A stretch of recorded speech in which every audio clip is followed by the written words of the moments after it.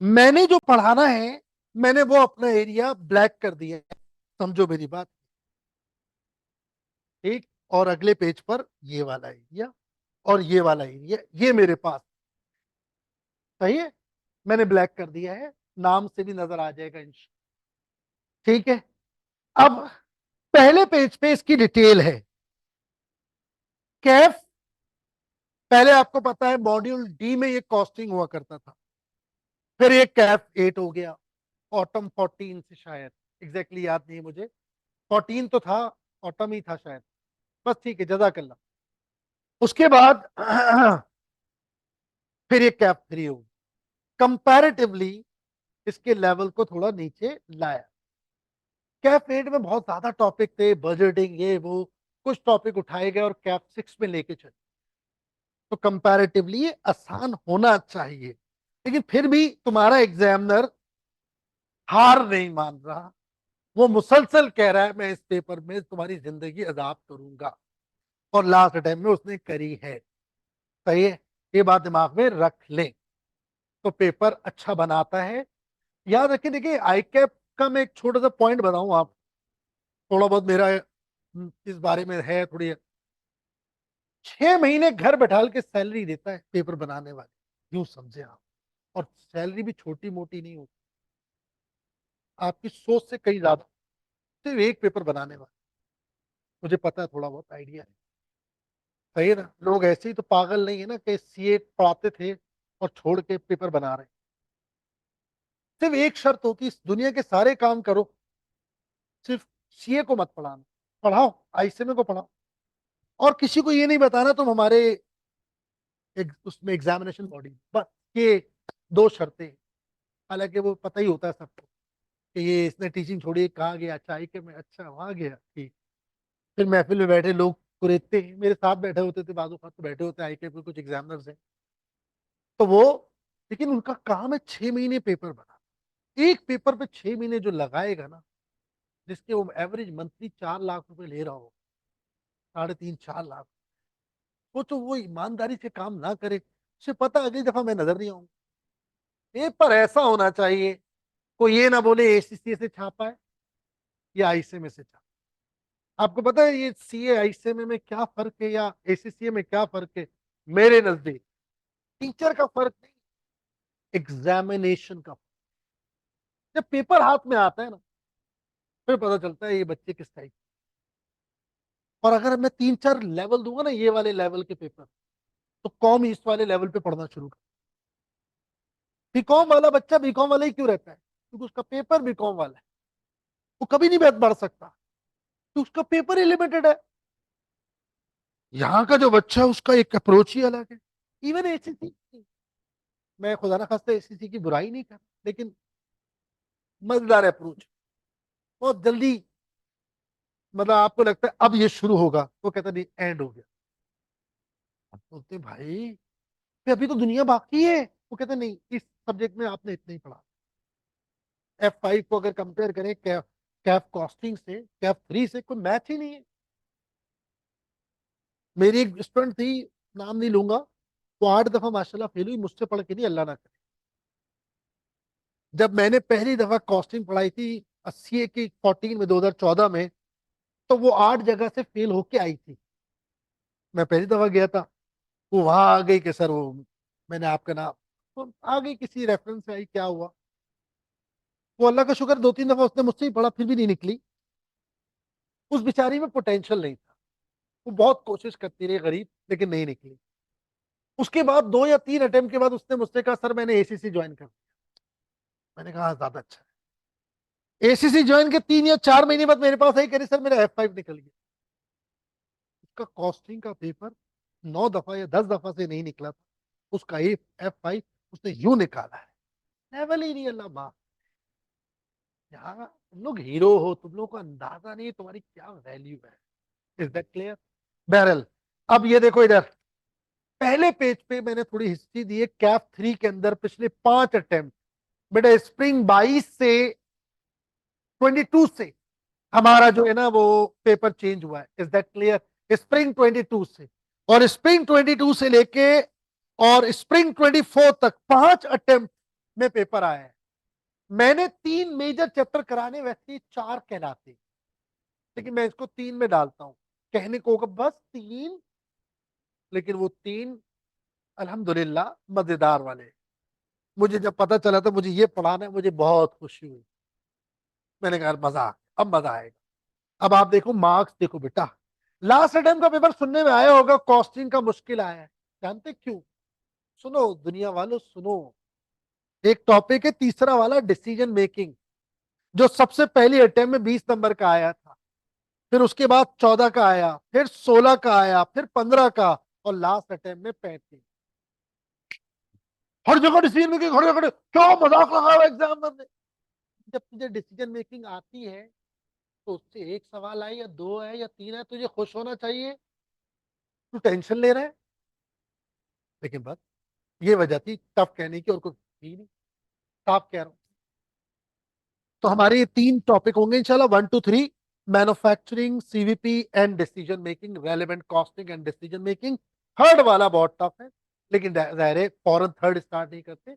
ऐसा नहीं होता कि मैंने मैट्रिक कर लिया डायरेक्ट मैंने मास्टर शुरू कर दिया। पूछा क्यों? करे कॉम नहीं करे, नहीं क्योंकि घर के करीब यूनिवर्सिटी थी, तो पहले मैंने सोचा मास्टर्स कर लूं, फिर मैं इंटर कर लूंगा। कभी ऐसा हुआ है? नहीं ना यार। सिस्टम, तो सिस्टम ये कहता है कि पहले पढ़ेंगे मैन्युफैक्चरिंग, बेस बनाएंगे इंशाल्लाह, जबरदस्त वाली बेस बनाएंगे, और उसके बाद फिर आएंगे सीवीपी, और उसके बाद आएंगे डिसीजन मेकिंग। और थोड़ा सा डिले करना भी चाहिए एग्जाम से, कि यानी आखिरी टॉपिक जो होना चाहिए, आखिरी का मतलब है 1.5 2 महीने पहले, वो ये टॉपिक होना चाहिए। उसमें आपका जो एक होता है ना परफॉर्मेंस, और आपकी जो मोटिवेशन लेवल होता है वो हाई पर होता है। शुरू के 2 महीने तो आप, और रमजान हो तो अल्लाह माफ करे, समझ रहे हैं ना? हाँ, उसके बाद तो आप अफ्तारी इतनी खाते हैं कि वो बचती नहीं है। शरबत सारे कलर के पीते होंगे मेरा ख्याल है ना। बहरहाल ये बेटा इधर है। तो ये 3 टॉपिक मैंने स्टार्ट करने हैं, मैन्युफैक्चरिंग ओवरहेड, सीवीपी। अच्छा हाँ, मैं बता रहा था मार्किंग, शाबाश। लास्ट अटेम्प्ट में मैन्युफैक्चरिंग ओवरहेड से 7 नंबर का सवाल आया, मेरा पहला चैप्टर, माय फर्स्ट। यार ये सब लोग, मेरी आवाज आ रही है? प्लीज सॉरी, मैं इधर देख नहीं सका था यार। हाँ भाई, चैट बॉक्स ऑन नहीं है क्या? Thank you. आ रही है, thank you thank you thank you. बस ये वो थोड़ा मैं रिदम से निकल गया, तो भूल गया आप लोग भी वहां बैठे हुए हैं, और अच्छे खासे बैठे हैं माशाल्लाह। तो पहला जो टॉपिक है यार, मैन्युफैक्चरिंग ओवरहेड, मैंने ग्रुप में शेयर किया है, इसको जरा प्लीज देख लेना आप लोग। नजर आ रहा है आप लोग को? मिल गया हैंडआउट? 1 2 3, 3 हैंडआउट मैंने शेयर किया। अभी फिलहाल पहले की बात कर रहा हूँ, 1 1 फर्स्ट, ठीक है। इसके अंदर मैन्युफैक्चरिंग ओवरहेड है। मैन्युफैक्चरिंग ओवरहेड जो है बहुत इंपॉर्टेंट टॉपिक है। पहले मार्क्स के हिसाब से देखो बेटा, इसमें 7 नंबर का एक सवाल आया अभी लास्ट टाइम, जो अभी आया है वो बहुत आसान आया है। उसमें अगर कोई आसान, जिसे कहते हैं ना उम्मीद की किरण पेपर निकलने की, उनमें से एक ये सवाल, जिसको देख के लग रहा है कि ये तो पूरा हुआ है, 7 तो मिलेंगे। अब 43 की फिक्र लग गई कि बाकी कौम, वो कहाँ गए, वो ढूंढ रहे हैं अभी कौम। जिसको मिलते जा रहे हैं वो खुश है, जिसको नहीं मिल रहा है वो परेशान है। अच्छा आओ इधर आओ, ऑटम में एक 0 मार्क्स, कोई सवाल इससे नहीं आया, हैरत है। फिर देखो बेटा 17 नंबर का इस चैप्टर, तो कुछ पता नहीं तुम्हारा एग्जामिनर का वो किस करवट बैठेगा। अगर 17 18 नंबर का सवाल दे दिया तो वही वाला आंसर होगा जो 35 वाले का हो रहा है। 17 नंबर का मतलब है 2 सवाल आए थे, एक 8 नंबर का, एक 9 नंबर का, मुझे याद है। और दोनों अच्छे सवाल है, मजेदार सवाल, अल्हम्दुलिल्लाह सब भी मेरे हैंडआउट में मौजूद है। फिर उससे पहले 16 नंबर का आया, मतलब 17 और 16 करीब करीब है। फिर उससे पहले 8 नंबर, तो 8 वाला 7 रिपीट हो गया। अब या तो 0 आने वाला है या 17 16 आने वाला है। Is that clear? Be prepared. अब आपका क्या ख्याल है, किसकी तैयारी करें, 0 की या 16 17 की? हाँ, हम 20 की करेंगे इंशाल्लाह। हैंड आउट अभी साइज देख के अंदाजा होगा, सर ये तो 20 से भी ज्यादा का लग रहा है। अभी आप यहाँ देखें इधर, सीवीपी। अब आप देखें इधर, सीवीपी 0 मार्क्स, इस दफा कोई नहीं आया। पिछली दफा 8 नंबर, फिर 0, फिर 7, फिर 10। ये पैटर्न सजेस्ट कर रहा है इस दफा भी सीवीपी आ रहे हैं। और इस दफा क्या कम आ रहे हैं? डिसीजन में, मेरा ख्याल है वो के आसपास था। तो अगर आप मेरा पोर्शन देखेंगे, around around around 35 to 40% marks, marks के इंशाल्लाह होगा। और लर्निंग वाइज बहुत मुझसे अगर आप पूछेंगे, सबसे खतरनाक टॉपिक है डिसीजन मेकिंग, सही। लेकिन इंशाल्लाह हम हंस के लिए करेंगे, जब वो खत्म हो जाएगा तो आप बोलेंगे इसमें मुश्किल क्या था, अल्लाह ने चाहा। सीवीपी खत्म हो जाएगा, आप बोलेंगे इंशाल्लाह कोशिश करेंगे। Is that clear? समझ आ गई बात? डन है? That's it. अच्छा जी, एक तो ये बात है। मेरा जो पहला चैप्टर, पहले उसके बारे में बात करूं, भूल ना जाऊं। चैप्टर 1 जो है ना बेटा, चैप्टर 1 वो है हमारा, मैंने नाम रखा हुआ मैन्युफैक्चरिंग अकाउंट्स, आपके उसमें मौजूद है। इसकी दो सिग्निफिकेंस, दो। नंबर 1, आपके सामने है 10, 12, 15 नंबर का सवाल नजर आ, 17 का भी आया हुआ बेटा। हम एवरेज कर दे तो 12 से 15 नंबर का सवाल बुरा नहीं है। पास और फेल होने में यही फर्क होता है। अक्सर 40 से पास हो रहे हो, फेल हो रहे हो, तो बहुत मैटर करता है। एक तो मार्किंग के हिसाब से इंपॉर्टेंट है। जब कैफ 8 होता था ना, 2014 से लेकर और स्प्रिंग 20, ऑटम 21 तक, जितना भी मैंने पढ़ा है, मैं बहुत मेहनत करता था इस चैप्टर, मुझे पसंद है, बेस है ये, इससे सवाल ही नहीं आता। तो अक्सर स्टूडेंट मुझसे कहते सर आप इतना मेहनत कर रहे हैं, आता तो है नहीं, वेटेज है नहीं। तो 2-3 अटेम्प्ट में कभी एक दफा आगे आ गया, अब तो ये आ रहा है। तो ये डिजर्व करता है कि इसको थोड़ा टाइम दिया जाए। बगैर बेस के बिल्डिंग नहीं खड़ी होती, ये बेस है। दूसरी चीज, ये हर चैप्टर में काम, चाहे मैं पढ़ाऊं या सर माजिद, आप फायदा फील होगा। चैप्टर 1 से थोड़ी हेल्प मिल, कहीं कहीं बहुत मिलेगी और कहीं कहीं थोड़ी मिलेगी।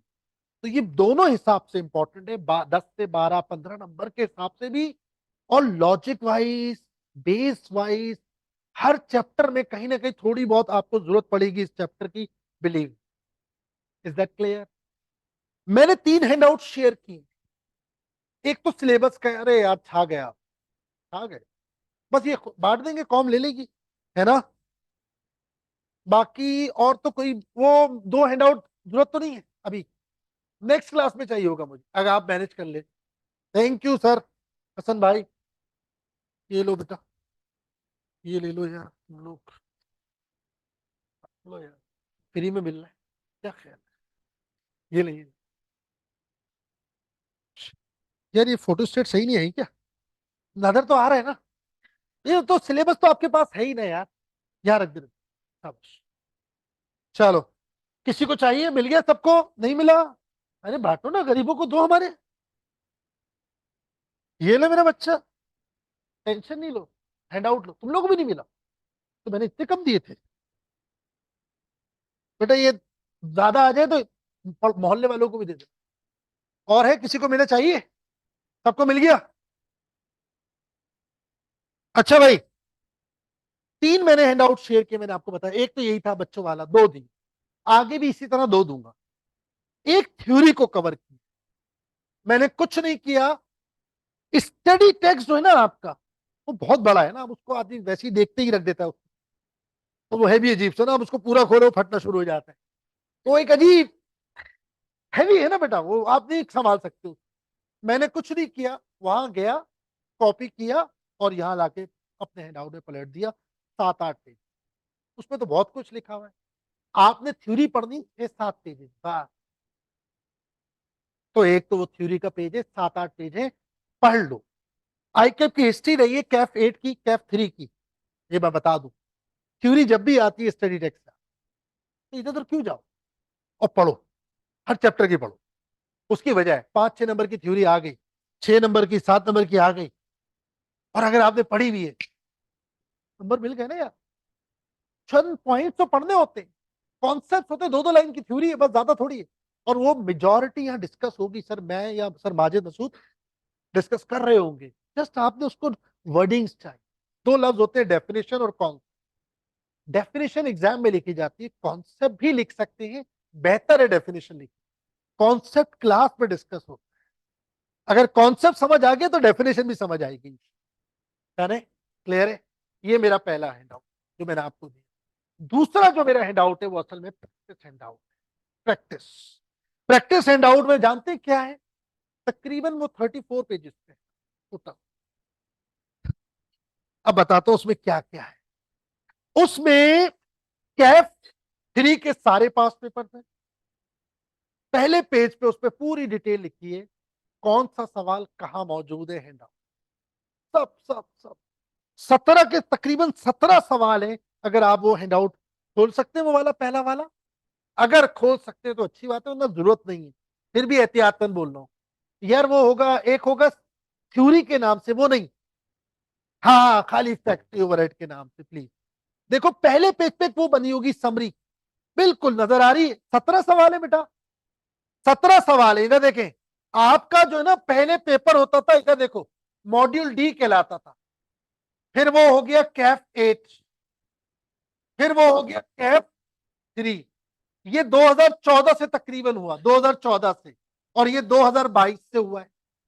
और उससे पहले ये होता था ABCD। सही। तुम्हारे एग्जाम में कम से कम जो मुझे याद है 3 से 4 सवाल यहां से पिक किए। उसने नेट से हटा दिया, उसने हर जगह से हटा दिया, यहां जो घुसा है वहां से कैसे हटाए। मेरे पास 1981 से लेके आज तक के सारे सवाल मौजूद हैं। तू हटाए जा, मैं दिए जाऊं। खत्म। CVP का सवाल 2 दफा रिपीट, डिपार्टमेंट का सवाल 2 दफा रिपीट, पहला चैप्टर रिपीट हुआ है। प्रूव करूंगा। आओ देखो, क्या वो स्टडी टेक्स्ट में मिलेगा? स्टडी टेक्स्ट में आपको क्या मिलेगा पता है आपको? ये वाले पास पेपर ज्यादातर जो बहुत पुराने हो गए वो आपको स्टडी टेक्स्ट में मिल जाएंगे इंशाल्लाह। उस पर ईयर नहीं लिखता वो, लेकिन मैं हूं ना, बताऊंगा आपको। ये वाले मेरे हैंडआउट में सब मौजूद। 2011 से लेके 2024 तक जो लेटेस्ट पेपर होगा वो भी अवेलेबल होगा। मेरी कोशिश होगी लास्ट 2 अटेम्प्ट हम एक साथ करें आखिरी दिनों में एग्जाम, वो मैं हटा दूंगा इस चैप्टर, क्योंकि आसान सवाल तो मैंने डाल दिया। लेकिन आगे जो 2 टॉपिक है मैं कोशिश करूंगा हम उसको होल्ड करें, बेस बनाए। जब बना लेंगे तो फिर हम एक साथ पेपर सॉल्व करेंगे। वो थोड़ा सरप्राइज पैकेज टाइप होता है ना कि यार अब आप करके देखो लास्ट अटेम्प्ट वाला। अगर मैं ना भी कराऊं, दो भी ना करूं, तो एक तो मेरा इरादा है कि मैं पूरा उसको होल्ड करवाऊं, सेकेंड लास्ट अटेम्प्ट तक सारा मैं करा। Is that clear? ये सारी चीजें आपको मिल जाएंगी इंशाल्लाह, मिली भी हैं। अब देखो इस पे 17 सवाल है, शायद नजर आ रहे होंगे, है ना? देखना यार, 17 क्वेश्चन है, देयर आर 17 क्वेश्चन।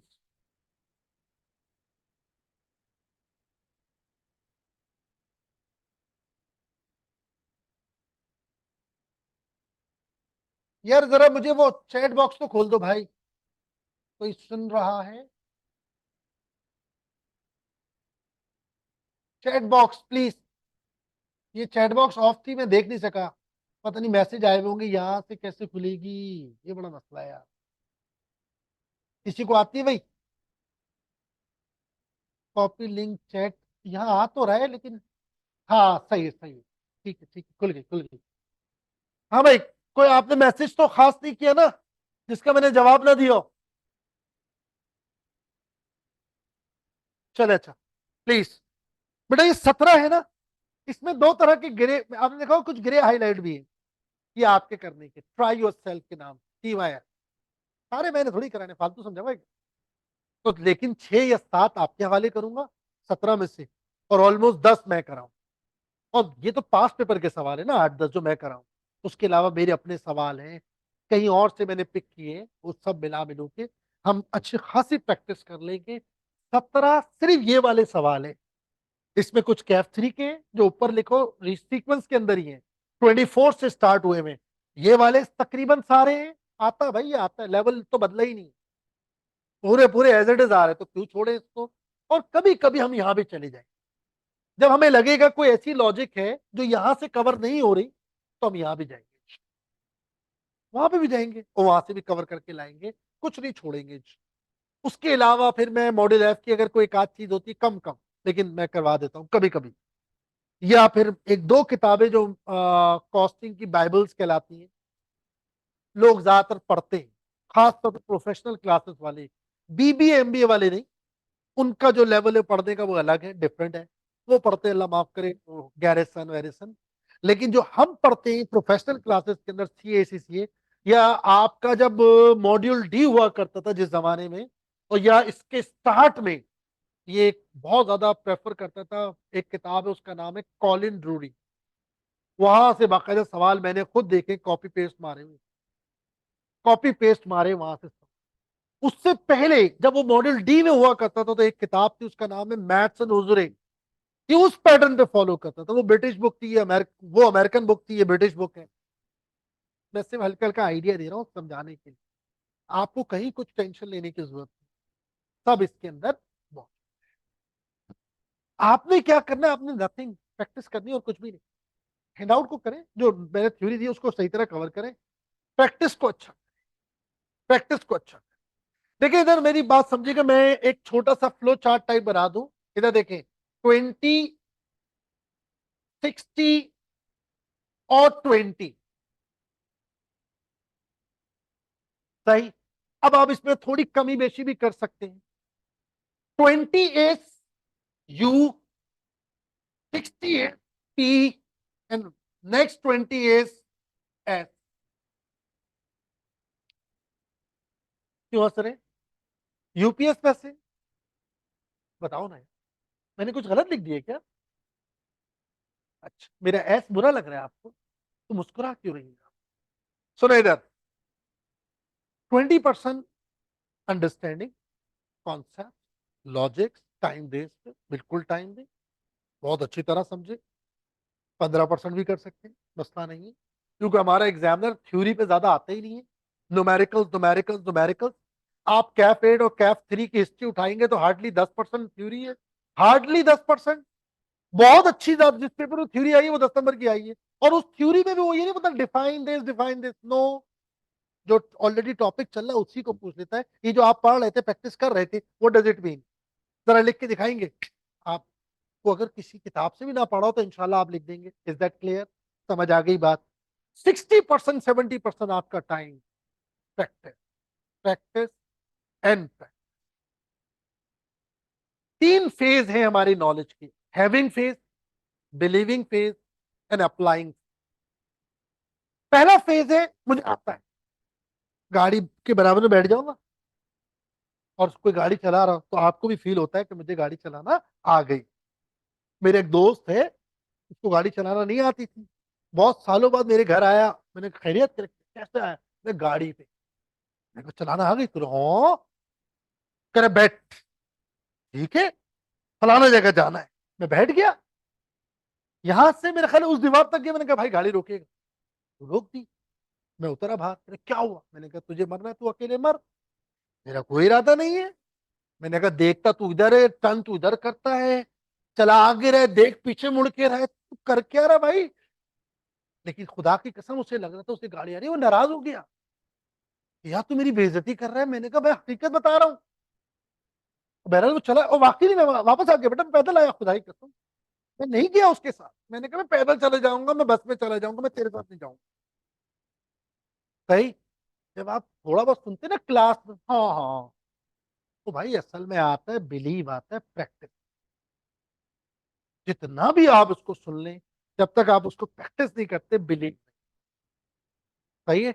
और आखिरी चीज जो बहुत इंपॉर्टेंट है, जो अक्सर लोग इग्नोर कर देते, कहते हैं लंबी लाइन में लगा रहा, अकल बट रही थी, लंबी लाइन में लगा रहा, बस उसका नंबर आने वाला था, कुछ लेने चला गया, अकल से रह गया।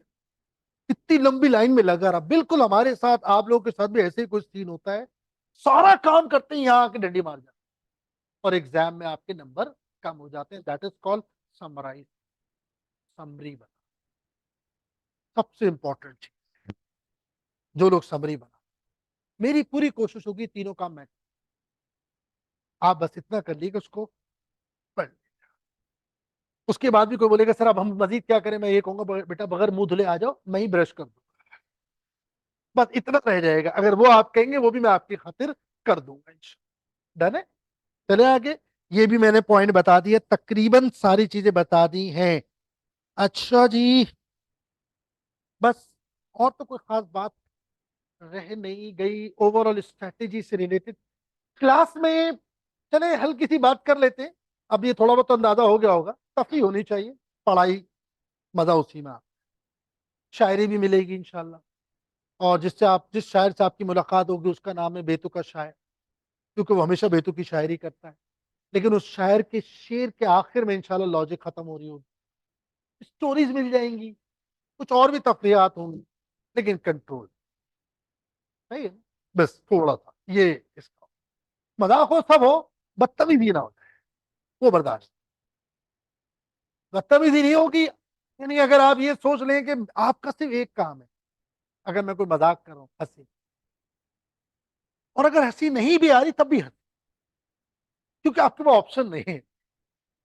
तो मेरे जज्बात, ऑप्शन ही नहीं छोड़ा आपके लिए। तो ये तो हो सकता है, लेकिन उसमें आप अपना ना करें मुनासिब, फिर वो क्लास डिस्टर्ब होती है। और माशाल्लाह तवानीज में तो ज़ाहिर है पढ़े लिखे और तमीज के बच्चे होते हैं, जो परसेप्शन तवानीज की रही है, हिस्ट्री रही है, तो अंदाजा तो है मुझे इंशाल्लाह इस तरह की कोई प्रॉब्लम आनी नहीं। क्या ख्याल है? डन है? चलो, अब आते हैं, मेरा ख्याल है मजीद वेट नहीं करते, पहला वर्ड है दैट इज, जहां से मैं स्टार्ट कर रहा हूं, दैट इज कॉस्ट अकाउंटिंग। ये हमारा टॉपिक है। प्रॉपर वर्ड है मैनेजमेंट एंड मैनेजरल या management and cost accounting, cost and management accounting, sorry मैं बोलूं क्या हो गया, लफ्ज की नहीं मिल रहा। CMA, CMA, cost and management accounting. हम खाली फिलहाल कॉस्ट अकाउंटिंग पे फोकस करते हैं। दो वर्ड को मैं तोड़ देता हूं, one is cost, the other is accounting. Cost जानते हैं आप? कॉस्ट, हाँ। एक्सपेंसेस, फिर एक लंबी कहानी, एक्सपेंस क्या है, फिर आप बोलेंगे कॉस्ट, फिर बोलोगे दोनों क्या है, आमने सामने रहते हैं। हाँ, आपका क्या नाम है? गफूर भाई। गफूर भाई आप कौन? शकूर कब है? इस तरह से चल रही है कहानी। गफूर भाई कौन? शकूर। इस तरह से पता चला कोई दोनों के एड्रेस ही नहीं मिल पा रहा। कॉस्ट और एक्सपेंसेस बड़ा सादा है, बहुत अच्छा। थोड़े बहुत आपसे पूछूंगा, थोड़ा पार्टिसिपेशन भी, मकसद थोड़ा सा इन्वॉल्व होने की, तफरी भी हो जाएगी उसके अंदर, कोई एक आध पीस ऐसा मिल जाएगा अपनी एक्सप्लेनेशन में जिससे सारी कौम को मुस्तफीद हो जाएगी, उससे हंसने का मौका मिलेगा, तो आपको सवाब जाएगा। हाँ, कहते हैं भाई अगर आप किसी के हंसने का सबब बने तो अल्लाह उस पर आपको सवाब देता है, तो सवाब कमाइएगा। कॉस्ट, कीप इट सिंपल, ये चाहिए, पैसा जेब से निकाल, sacrifice of money, sacrifice of resource, that's it, nothing else. Sacrifice of money and sacrifice of resource. Resource is a broad word, money is a short word. Cash सब कुछ नहीं होता, पहले बार्टर सिस्टम भी होता था, आप कुछ भी सेक्रीफाइस कर सकते हैं, बट इन सम कैश काफी। Cost is nothing, sacrifice of money. कोई भी चीज आपको हासिल करनी है, उसके लिए जो सेक्रीफाइस आप करते हैं, आपको ये क्लासेस चाहिए सेक्रीफाइस के बगैर मिली? बताओ ना, कुछ फ्री में मिला? नहीं ना, सबसे पहला सवाल हुआ होगा ना, ऐसे ही बोलो, होना भी चाहिए। ये सूट चाहिए, कॉस्ट, दैट इज कॉस्ट। तो cost is nothing, sacrifice of money. कुछ भी आपको चाहिए, सूट चाहिए, गाड़ी चाहिए, एसी चाहिए, क्लास लेनी है, आपको चेयर चाहिए, कुछ भी चाहिए यार, मार्कर चाहिए, सही, sacrifice of, you need sacrifice of, even दुआ चाहिए। दुआ पे भी देखा जाए ना तो कॉस्ट होती है भाई। दुआ कब निकलती है? जब आप कुछ कंप्रोमाइज को सेक्रीफाइस कर, ऐसी कोई दुआ नहीं देती। आप देखो ना, वो खास किस्म की दुआ निकलती है जब आप किसी के लिए कुछ खास, किसी को भूख लग रही है, खाना खिलाए, वो जो दुआ देगा ना वो बड़ी पावरफुल। सेक्रीफाइस किया ना आप, अपना पैसा छोड़ा, अपना पैसा छोड़ा, that is called sacrifice of money. I hope मेरी बात समझ रहे हैं। What is accounting? ये तो हो गया छोटी सी डेफिनेशन। अकाउंटिंग क्या चीज है यार? छोड़ दे कॉस्ट अकाउंटिंग, क्यों पढ़ते हैं हम अकाउंटिंग? माशाल्लाह पढ़ के आए होंगे ना अकाउंटिंग, हल्का सा जिक्र करेंगे, ज्यादा नहीं, फिर हम उसको जोड़ेंगे कॉस्ट अकाउंटिंग। ये वाला प्लान है मेरा। What do you understand by accounting, जल्दी से बताइएगा। करना क्या है अकाउंटिंग में, होता क्या है, जल्दी बोलो यार। हाँ, रिकॉर्डिंग, किसने बोला? ये कहां गई, कहां गई, यहां से बताइए। रिकॉर्डिंग, समराइजिंग और क्लासिफाइंग। मुझे पता था ये जवाब आना है। हाँ हाँ, टिपिकल किताबी जवाब, सही। सुन लो इधर दुनिया वालों, recording, classifying, summarizing, these are not objective of accounting, this is the steps of accounting, not an objective of accounting. आप बस में इसलिए नहीं बैठे कि बस में बैठना था, बस में इसलिए बैठे कि घर पहुंचना था।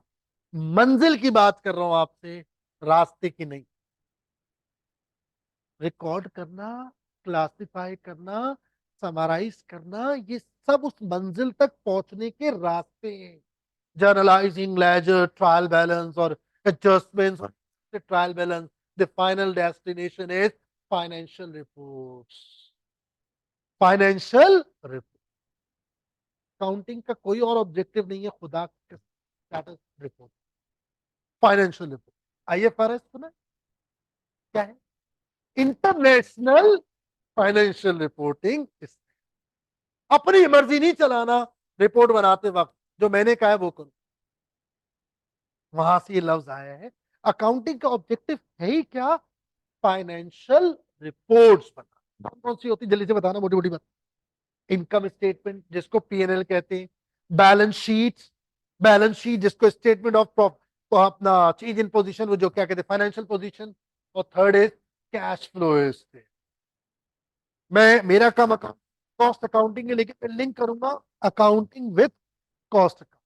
अभी मैं अकाउंटिंग की बात, तो यार अकाउंटिंग का मेजर ऑब्जेक्टिव क्या चीज है, जरा मेरी बात समझना। वो क्या है? रिपोर्टिंग। मानते हो? बोलो भाई। अभी हम बात करें थोड़ी देर के लिए फाइनेंशियल, और फिर इसके बाद मैं इसको जोड़ दूंगा कॉस्ट अकाउंटिंग के वर्सेस कर। अभी आपने कहा रिपोर्टिंग क्या है बेटा, जल्दी से मुझे बताना रिपोर्टिंग क्या है। इनकम स्टेटमेंट, बैलेंस शीट, और क्योंकि आप मुझे जो जो जवाब दोगे ना, मैं वो यहां लिखूंगा, और उसके बाद फिर मैं यहां उसको कंपेयर, कॉस्टिंग हम ये करेंगे, ये नहीं। सही। फिर मेरा पहला चैप्टर कैसे कनेक्ट होगा जो मैं पढ़ाऊंगा, वो इसके बाद ही होगा, वो फौरन नहीं हो सकता। 90% हमारा टॉपिक, मेरा लेक्चर न्यूमेरिकल बेस्ड होगा, धमाधम न्यूमेरिकल होंगे। लेकिन आज एक आध दिन पहले, एक दो दिन थोड़ा कॉन्सेप्चुअली भी जाए, तो थोड़ा थक लगता है जहरे, और रोजे की हालत में आप थ्योरी पढ़ा रहे हैं तो आता है, बोरिंग फील आएगा, थोड़ी देर बर्दाश्त करना पड़ेगा। Is that clear? चलो आगे। हमारे पास इनकम स्टेटमेंट होती है और बैलेंस शीट और कैश। अच्छा ये बताना यार, ये क्यों बनाते हैं आप, किसके लिए बनाते हैं? क्या बात है। यूजर्स कौन है इसका? शेयर होल्डर्स है इसके, यूजर्स लोन प्रोवाइडर्स हैं इसके, यूजर्स बैंक्स हैं। इन अदर वर्ड, इसके यूजर्स सब हैं। ऑब्जेक्टिव क्या है? इसके यूजर्स है शेयर होल्डर्स, और उससे भी अच्छा वर्ड है बेटा स्टेक होल्डर। क्या बात है, स्टेक होल्डर्स। मेरी बात समझना। और स्टेक होल्डर्स कौन होते हैं? They are external. जब, एक तो ये बात, अच्छा ठीक है। फिर एक और बात बताना, फाइनेंशियल रिपोर्ट आप कब बनाते हैं, जल्दी से बताओ। ईयर एंड पे। ईयर एंड पे। सेमी एनुअली भी बना सकते हैं, लेकिन नॉर्मली ईयर एंड पे। और क्वार्टरली भी बनाते, लेकिन नॉर्मली ईयर एंड। ये बात भी मानते हो? जरा सुनते जाना, ये आपसे पूछ रहा हूं मैं। ये बताना, जो तुम रिपोर्ट्स बनाते हो, financial reports, income statement, balance sheet और कैश स्टेटमेंट, 2024 में तुम 25 की रिपोर्ट बनाओगे? बोलो, बोलो, किसकी बनाओगे? 23, इवन 24 की भी नहीं बनाओगे। याद रखना ये जुमला। तुम हमेशा कह रहे थे फॉर दी योर एंडेड दिसंबर 31, वो जो गुजर गया एंडेड। मानते हो या नहीं? Is that clear? ये मोटे मोटे काम है। अगर आप इसको मैं समअप करके लिखूं, तो कुछ इस तरह की बात हो रही है कि देखो आप बेसिकली क्या, आपको एग्जांपल मैंने आपसे कहा कि इसका यूजर जो है वो आपके एक्सटर्नल यूजर। सही। या देखो बात सुन, देख बनवाई आपने, देख बनवाई, इज दैट क्लियर? आपने भी खाया, घर वाले भी खा लेंगे। अगर मेहमान आ रहे हैं, एक इवेंट हो रहा है, और बाहर वालों के लिए खाना बना है, तो आप भी खा लेंगे। एक्सटर्नल यूजर्स तो मकसद तो है बाहर वालों के लिए आपने बनाया है, लेकिन अपने वाले भी उसको यूज कर सकते हैं, मैनेजमेंट कर सकती है यूज। इसके अलावा जो मेन दूसरा टास्क है वो क्या है? एक तो यूजर्स आपके एक्सटर्नल है, दूसरा आपका फोकस किसके ऊपर होता है? पास। क्या ख्याल है? फिर आपके पास स्टैंडर्ड फॉर्मेट्स होते हैं, स्टैंडर्ड फॉर्मेट्स होते हैं, जनरल पर्पस के लिए ज्यादा बेहतर है। जनरल पर्पस का मतलब है वही इनकम स्टेटमेंट, बैलेंस शीट और कैश फ्लो स्टेटमेंट, सबके लिए। सुनते जाना। इसके अलावा कुछ और बातें करूं, हाँ, जनरल पर्पस है। अच्छा, पास्ट ओरिएंटेड हो गई, और एक और चीज में भी बात कर रहा था, हमारी किस पे बात हुई थी जरा बताइएगा मुझे। फोकस फाइनेंशियल पे होता है। मोटी मोटी हेडिंग लिख रहा हूं, ज्यादा नहीं। सही। आपको इनकम स्टेटमेंट बैलेंस शीट बनानी अपनी मर्जी से बनाओगे, लॉज है जिसको हम नॉर्मली कह सकते हैं GAPP, मानते हो क्या हो गया ये? Generally accepted accounting principle. आपकी मर्जी तो नहीं चलेगी ना। फ्रीक्वेंसी ऑफ रिपोर्टिंग पे हम बात कर रहे थे, कब बनाओगे ये? बहुत ही जरा लिमिटेड है ना फ्रीक्वेंसी। समझ आ गई बात? ये मोटी मोटी हेडिंग्स हैं जो ऑलरेडी आप पढ़ के आए और माशाल्लाह आपने फीडबैक मुझे दे दिया, तो वहां पर मेंशन कर दिया। Number one, what is cost account? Cost accounting basically इसका जो यूजर होता है वो इंटरनल यूजर, याद रख, दिमाग में घुसेड़। हम कॉस्टिंग किसके लिए करेंगे? मैनेजमेंट के लिए। हम कॉस्टिंग किसके लिए करेंगे? इंप्लॉइज के लिए। मैनेजमेंट के लिए, इंप्लॉइज के लिए, दुनिया वालों के लिए। सॉरी, बिरयानी की देख बनी है, इवेंट होने वाला है, किसके लिए बनी है? बाहर वालों। अगर घर वाले खा लेंगे तो मसला है नहीं।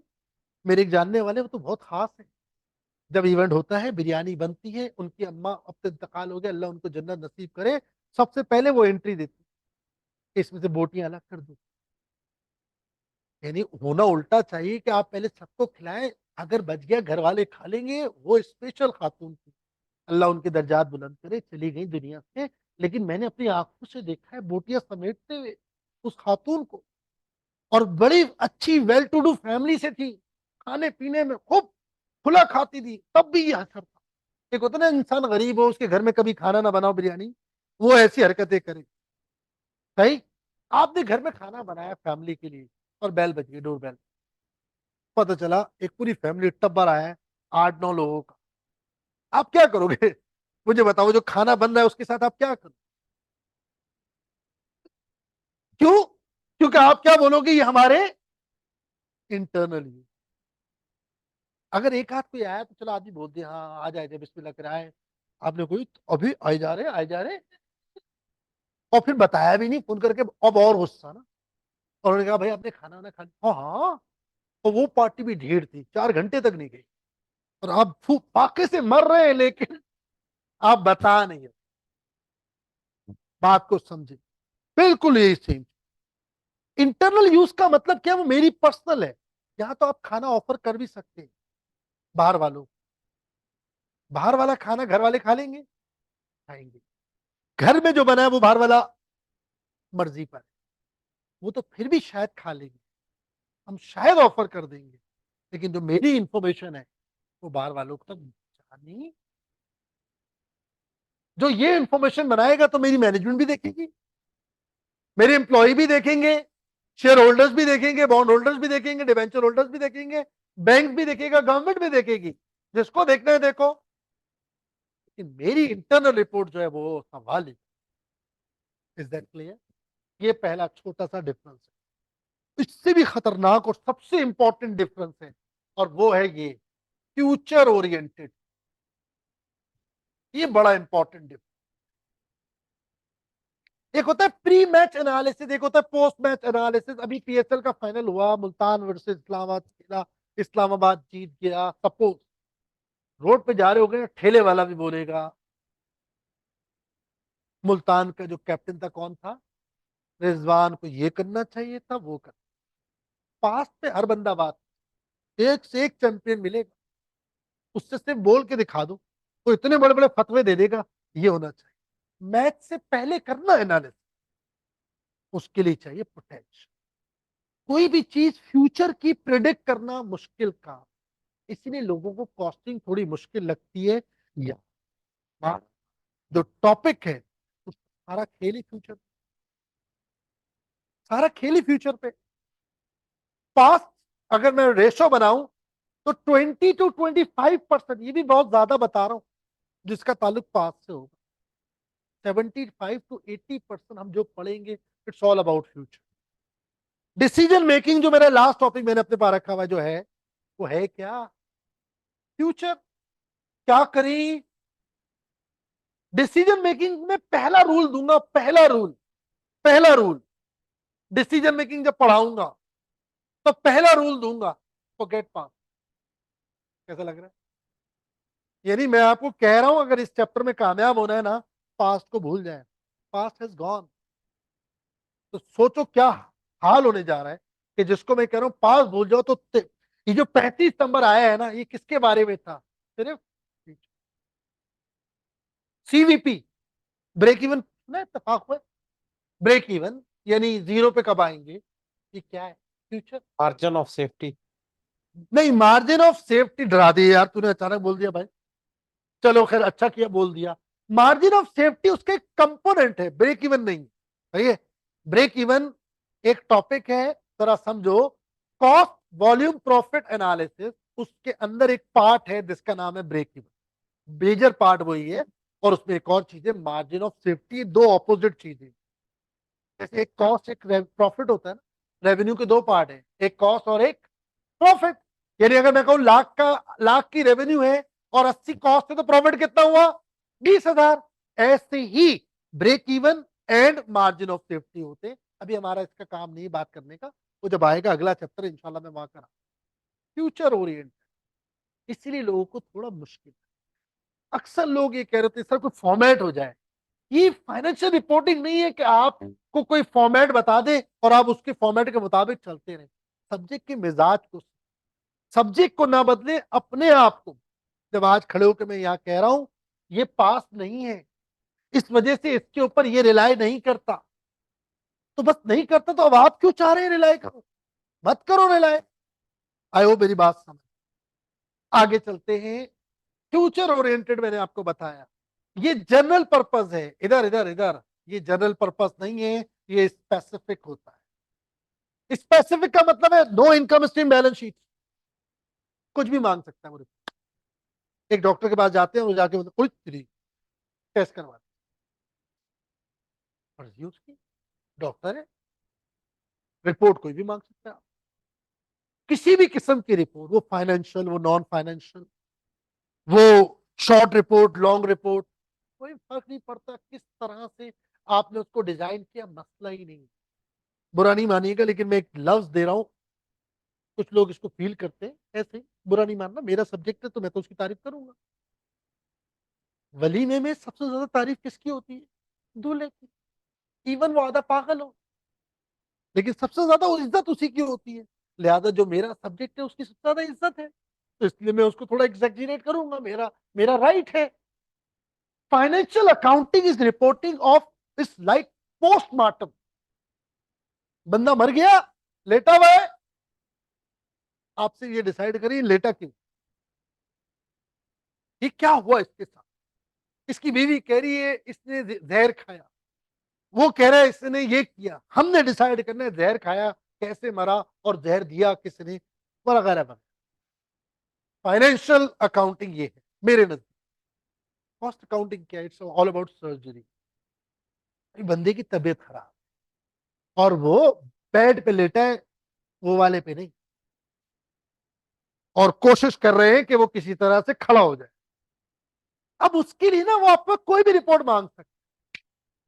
ऐसा करो ये रिपोर्ट लेके आ जाए, कहां से? अब आप ये नहीं करेंगे यार किस फॉर्मेट पे लाऊं, ओ भाई तू मुझे व्हाट्सएप कर दे काफी। That's it. इसलिए नो गैप्स, नो प्रिस्क्राइब किस्म का फॉर्मेट्स होगा। आई होप मेरी बात समझ पा रहे हैं। डन है। ये हो गई बात हमारे पास। बस मोटी मोटी बातें करेंगे, थोड़ा सा थ्योरी है, थोड़ी बहुत है। आज आज का सेशन ऐसे होगा, कल भी, कल फिर भी बेहतर है इंशाल्लाह। नेक्स्ट क्लास जो होगी हमारी, उसमें थोड़े न्यूमेरिकल नजर आएंगे, आज थोड़ा कम होंगे। लेकिन बहरहाल इसको इसको बताना भी जरूरी है, इस चक्कर में हम इसको अवॉइड नहीं कर सकते, ठीक है। फाइनेंशियल के साथ साथ नॉन फाइनेंशियल रिपोर्टिंग भी है। यानी अगर मैं इन तीन चीजों की बात करूं, अब स्पेसिफिक की बात कर, अब हम पढ़ेंगे क्या कॉस्टिंग के अंदर?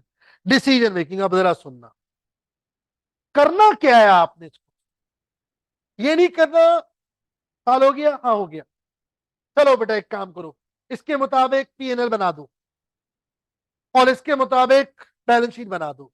सर किस तरह बनाऊं? तो मैं नहीं पता ये क्या दिया हुआ है, वहां जाओ बना दो। सीख लिया आप। यहाँ क्या हो रहा है, जरा गौर करें किस किस्म के हम मामला सीखने जा रहे हैं। यार ये प्रोडक्ट लॉन्च करने जा रहे हैं, ये बताएंगे आप ब्रेक इवन कब आएगा? प्रोडक्ट लॉन्च करें ना करें, सोचो ये आपसे पूछेगा कि आप आए मशवरा दें। वो लोग जिनसे तुम्हारे घर वाले कुछ नहीं पूछते, और तुम्हारे बाहर वाले तुम्हें बोले आए सर मशवरा दीजिए। और खुदा की कसम, एक कॉलेज में मैं पढ़ाता था, सुबह सुबह 7:30 बजे बुलवा लिया कि आ जाए, मीटिंग है। तो ठीक है, पहुंच गए, पहला पहला कॉलेज, जज्बाती हुए थे, पहुंच गए 7:30 बजे। 7:30 बजे वहां पहुंचे, मीटिंग हुई, दे धनाधन राय, ये कर दें, ये कर दें, ये कर दें। कि ओनर ने एक बड़ी प्यारी बात बोली आखिर में, जब सबने बोल दिया, कह रहा सुनता मैं सबकी हूँ, करता मैं। ऐसी आग लगी ना, फिर हम दो तीन दोस्त थे, बाहर आए, हमने चाय के होटल में बैठ के चाय पी, और फिर वहां जो बोल सकते थे बोल दिया, जो दिल की भड़ास थी। अब मैं यहाँ बोल नहीं सकता। उसके बाद मैंने और एक दोस्त ने कहा, मैंने कहा अब ये बुला ले, इसकी ऐसी की कम तैसी। और आज तक मैं किसी मीटिंग में नहीं गया। अभी मैंने कहा तुझे नहीं सुननी थी भाई, तो कम से कम बोल तो नहीं ना।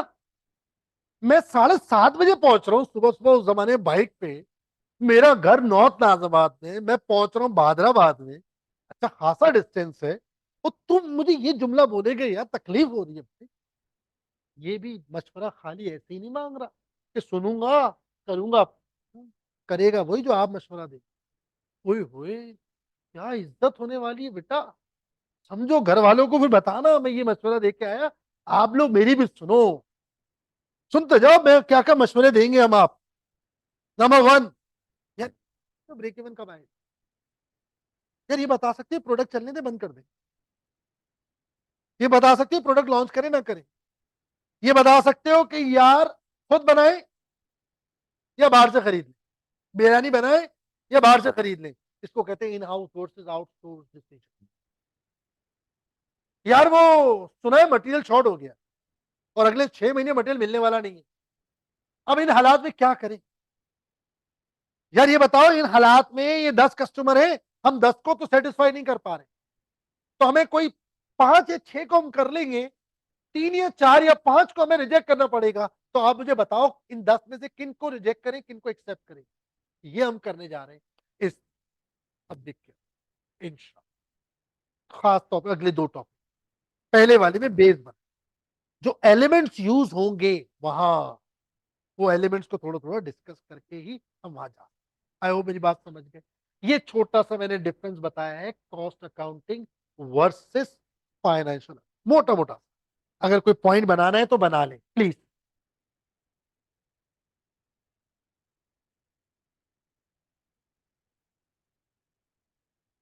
कोई पॉइंट लिखना है,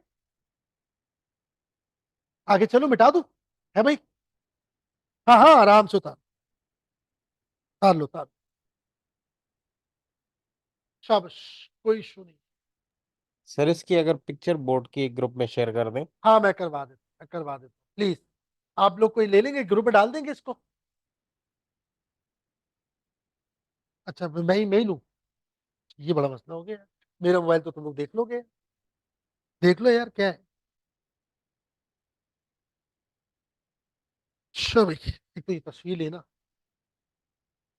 नहीं ले रहा हूँ।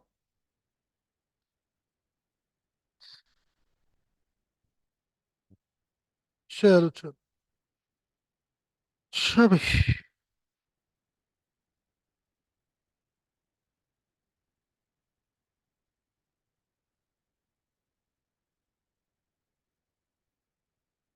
ठीक है भाई, चले आगे। अच्छा मैं थोड़ा लेट आया था शायद 10 मिनट, है ना? तो मैं लेट जाऊंगा अभी, है ना? ऐसे ही है ना, हिसाब बराबर हो जाएगा ना? क्या ख्याल है? वरना तुम लोग मुझे बोलोगे रमजान में धोखा दे रहे हैं। नहीं बोलोगे? तो 4 बजे तक क्लास है हमारी। अच्छा, तो अब होगी 4 बजे तक। अरे मजाक करो, बस एक टारगेट अचीव हो जाएगा, यकीन करो डील करते ही। टारगेट अचीव, छुट्टी, वो तो खेलना है। तो टारगेट तो सिर्फ मुझे ही पता है। चलो आओ प्लीज, आर यू रेडी? ये मेन डिफरेंस मैंने आपको बताया कॉस्ट अकाउंटिंग में। अब आप देखें इधर, कॉस्ट अकाउंटिंग के अंदर जो हमारे ऑब्जेक्टिव हैं उसमें 3 चीजें हैं। एक मैंने अभी बताया, दैट इज रिपोर्टिंग। और वो रिपोर्टिंग में क्या फर्क है, अल्हम्दुलिल्लाह मोटा मोटा फर्क डिस्कस। मेरा जो थ्योरी का पोर्शन है वो देख लेना इंशाल्लाह। जाहिर है स्टडी टेक्स्ट है पूरा का पूरा, मैंने कॉपी पेस्ट मारा है, मैंने कोई लाइन इधर उधर नहीं करी। बीच में मैंने सोचा था कि मैं कुछ अपने वर्ड्स, कुछ अपनी डेफिनेशन कुछ कहीं से डाल दूं, फिर मैंने कहा छोड़ो, क्योंकि तुम्हारा एग्जामिनर स्टडी टेक्स्ट से बाहर नहीं आता, मैं आपको क्यों कंफ्यूज भाई। ये लो, सिर्फ उस देने का मकसद ये कि मैंने 9 पेज पे 10 पेज पे लाके रख दिया। अब आपको पूरी किताब खोलने की जरूरत नहीं है, वो 2 पेज का प्रिंट आउट लें और उसको पढ़ते रहें। वो बड़ा कंफर्टेबल हो जाता है, एक जगह आ जाएगा, चैप्टर वाइज आ जाएगा। आपने ऊपर रखा न्यूमेरिकल, नीचे रखा थ्योरी का हैंड आउट, स्टेपल कर दिया। अब वो साथ साथ चले तो रिमाइंडर होता है कि भाई पढ़ लिया। 9 पेज तो है, 1 1.5 घंटा बैठ के रीड कर लो, और उसमें से 80% 70% क्या 90% क्लास में डिस्कस हुआ वो हो। जस्ट एक गो थ्रू होना है बस, और फिर आपने इंशाल्लाह एग्जाम में जाके परफॉर्म। डन है? क्लियर? आगे सुनो इधर। अब हमारे कॉस्टिंग के 3 मेजर ऑब्जेक्टिव। पहला, रिपोर्टिंग, हमने डिस्कस कर। फर्क क्या है फाइनेंशियल रिपोर्टिंग और मेजर फर्क बताना जल्दी से। सबसे बड़ा फर्क है, हाँ, फ्यूचर वर्सेस। दूसरा बड़ा डिफरेंस है एक्सटर्नल वर्सेस। ये दो मेरा ख्याल है इनफ है, ये बहुत। और तीसरा आप कह सकते हैं स्पेसिफिक, इसका कोई मतलब लिमिट नहीं। और फ्रीक्वेंसी की बात मैंने नहीं कर पाया था, सॉरी, वो रह गई थी। इसकी जो फ्रीक्वेंसी ऑफ रिपोर्टिंग है, आदमी जब मर रहा हो और उसकी सर्जरी चल रही हो, तो आपको लगता है आप साल का वेट करेंगे रिपोर्ट आ जाए, फिर हम आपको बताएंगे आपको क्या मेडिसिन देनी है, जब तक बंदे ही निकल लिए। आपको बहुत इमीडिएट एक्शन लेना होगा, प्लीज मेरी बात। तो डेली भी हो सकती है report, weekly report, monthly report, quarterly report, semi annually report और एनुअल रिपोर्ट। कुछ फॉर्मल रिपोर्ट्स भी होंगी जो हर साल बन रही होंगी, लेकिन मेजॉरिटी ऑफ रिपोर्ट्स वो डेली बेसिस पर भी होती। प्रोडक्शन की रिपोर्ट चाहिए मुझे, लेबर एफिशिएंसी की रिपोर्ट चाहिए मुझे, प्रोडक्टिविटी की रिपोर्ट चाहिए मुझे, डेली चाहिए, वीक में चाहिए, 2 दिन बाद चाहिए, 4 दिन बाद चाहिए, दो। You are bound to provide. Is that clear? दूसरा जो ऑब्जेक्टिव है ना, 3 मेजर ऑब्जेक्टिव बताऊंगा बस। और दूसरा ऑब्जेक्टिव है, इसका नाम है कॉस्ट कर्टेलमेंट। Cost curtailment. फिर तीसरा मैं बाद में बता। कॉस्ट कर्टेलमेंट, लिख भी दिया, बोल भी रहा हूं। कॉस्ट कर्टेलमेंट बहुत आसान। Reduction, reduction in cost.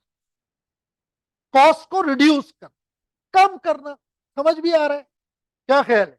लफ्ज से भी समझ आ रहा है? कॉस्ट अकाउंटिंग, मैं कॉस्टिंग पढ़ रहा हूं, कॉस्ट अकाउंटिंग पढ़ रहा हूं, और मेरे अंदर ये एहलियत नहीं है, तो ये बड़े एक कोई मुनासिब सी बात नहीं है।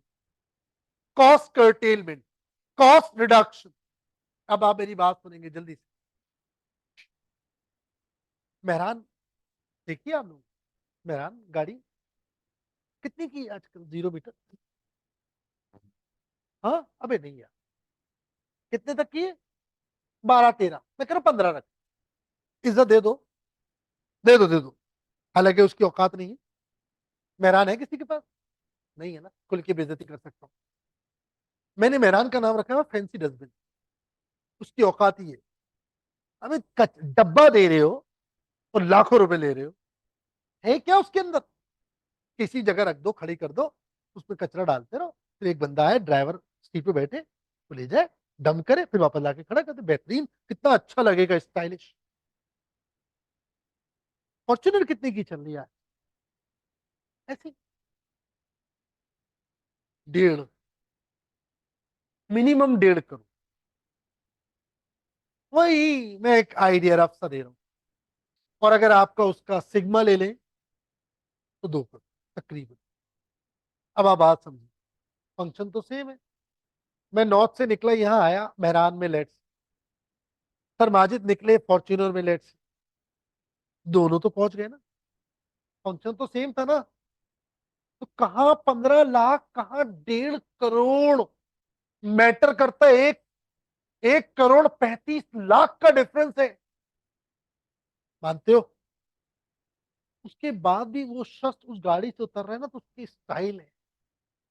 फॉर्च्यूनर से जब आप उतरते हैं तो आपको लगता है आप जमीन पे नहीं उतर रहे।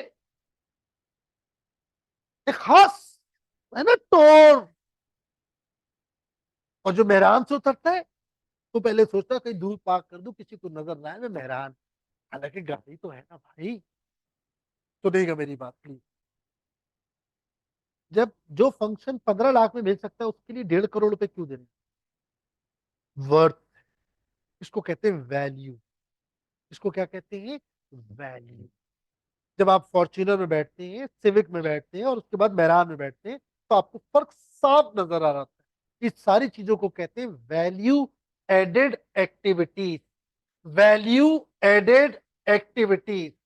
Value added activities. Value added activities. Value added activities का मतलब है जो आंखें देख रही, जो कस्टमर को नजर आ। मेहरान की सीट और उसकी सीट में फर्क है। मेहरान की ड्राइव फॉर्च्यूनर की ड्राइव में, मेहरान का साइज फॉर्च्यूनर के साइज, हाइट, लेंथ में फर्क है। उसका एसी सिस्टम उसके एसी सिस्टम में फर्क, उसके और फीचर्स और उसके फीचर्स। उसमें तो फीचर्स ही नहीं हुए। आप जो बटन दबाते हैं वो खुलता थोड़ी होता, सिर्फ लगा दिया उस। बाद में आप पुश करते रहते हैं, आप बोलते हैं दब क्यों नहीं रहा? दबेगा कैसे? ये डमी है। और आप वही सिविक में बैठ जाए तो आपको समझ में नहीं आता। लेट से सिविक बहुत अच्छी गाड़ी तो नहीं है, लेकिन बहरहाल एक उसमें बैठ जाए आप, फीचर्स ही खत्म नहीं होते। हर बटन पे कुछ ना कुछ खुल रहा होता, आदमी परेशान हो जाता है। भैया क्या खुल गया? ये कहाँ से खुला है? अगर आप नया नया फर्स्ट टाइम बैठे उस गाड़ी में, और खास तौर पे अगर मेहरान के बाद बैठे, फिर तो आपको कुछ समझ में नहीं आएगा ये हो क्या रहा है। इतने सारे function, that is called features. Please मेरी बात समझिए। सिविक, फॉर्च्यूनर, अकॉर्ड, ये जैसे जैसे आप जा रहे हैं उसमें और मेहरान में, या इस टाइप की जो गाड़ी है, कुछ तो फर्क है ना यार। पागल नहीं है। मैं अगर ये मार्कर मुझे हर जगह से 100 का मिल रहा है और मेरे बिल्कुल घर के बराबर में 105 का मिलेगा, मैं नहीं लूंगा। मैं 5 रुपए एक्स्ट्रा नहीं दूंगा। इकोनॉमिक्स सिखाती है मुझे। थोड़ा सा मेहनत करो, 100 रुपए में लेके आओ। और मैं 15 लाख का जो फीचर मेरे पास अवेलेबल है, 15 लाख से जो मेरा इफेक्टिव अचीव हो सकता है, मैं 1.5 करोड़ रुपए खर्च कर रहा हूँ, और उसके बाद भी मैं बड़े फखर से बोल रहा हूँ, बड़े चौड़े में चल रहा हूँ, मेरे पास फॉर्च्यूनर है। Is that clear? समझे मेरे जज्बात? क्या चीज है वो बोल रहे हैं आप, वो आपको एक एक प्राइड फील हो रहा है उस गाड़ी की ड्राइव, उस गाड़ी के सस्पेंशन, उस गाड़ी के ब्रेक्स, उस गाड़ी का साउंड सिस्टम, उस गाड़ी का एसी का सिस्टम, उस गाड़ी का एम्बियंस, वगैरह वगैरह, जो भी आप नाम देना मानते हो, ये सब वैल्यू एडेड है। कॉस्ट कर्टेलमेंट का मतलब ये नहीं है कि आप फॉर्च्यूनर को मेहरान बना। याद, ये कुर्सी है। एक हमारे ऑफिस में भी कुर्सियां होती, एग्जेक्टिव स्टाइल, लेदर लगा होगा, शानदार सा फॉर्म लगा होगा, रिक्लाइनिंग चेयर्स होंगी। उसकी कॉस्ट में और इसकी कॉस्ट में उस, अगर आप शानदार कोई कुर्सी लें, ऐसी 100 आ जाए उसके फीचर्स है ना। अब आप किसी बेहतरीन 5 स्टार होटल के किसी बेहतरीन से ऑफिस में बैठे हुए और इस कुर्सी में बैठे, तो क्या आपके बारे में? और ये भी नहीं हो सकता आपको वो वाली कुर्सी यहाँ ला के दे दी जाए, फिर फीस क्या होगी आप सोचिए। इस पर ये है तो उस पर क्या होगी? सही मेरी जज्बात समझ पा रहे हैं? बोलो। वैल्यू एडिट को थोड़ा समझने की कोशिश कर प्लीज। जो कस्टमर को नजर आए। आप सूट, आप लोग तो माशाल्लाह ये वाली साइड ज्यादा लेती है ना। 1000 का भी आता होगा बेटा, मानते हो ना? और 10,000 का भी आता है। और अल्लाह ना करे, अल्लाह माफ करे, वो मैं देखता हूँ जो दुल्हन बनती है उनके लिए सूट आते हैं 20-20 लाख।